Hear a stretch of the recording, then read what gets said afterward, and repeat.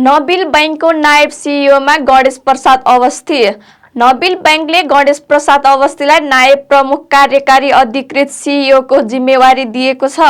सोमबार बसेको बैंकको सञ्चालक समिति बैठकले अवस्थीलाई नायब सिइओमा नियुक्त गर्ने निर्णय गरेको हो। बैंकिङ क्षेत्रमा करिब 25 वर्षको अनुभव रहेका अवस्थीले लामो समयदेखि नबिल बैंकमै विभिन्न महत्त्वपूर्ण जिम्मेवारी सम्हाल्दै आएका छन्। करिब 6 वर्ष अघि ग्लोबल आइएमई बैंकबाट सहायक महाप्रबन्धकका रूपमा नबिल प्रवेश गरेका उनले त्यसयता बैंकको विभिन्न विभागमा रहेर काम गरेका थिए। व्यवस्थापन तथा अर्थशास्त्रमा त्रिभुवन विश्वविद्यालयबाट स्नातकोत्तर गरेका अवस्थीले हार्वर्ड बिजनेस स्कुलबाट रणनीति विषय सम्बन्धी कोर्स समेत पूरा गरेका छन्। बैंकिङ क्षेत्रमा विशेष गरी अपरेसन, जोखिम व्यवस्थापन र कर्जा व्यवस्थापनमा उनको अनुभव रहेको छ।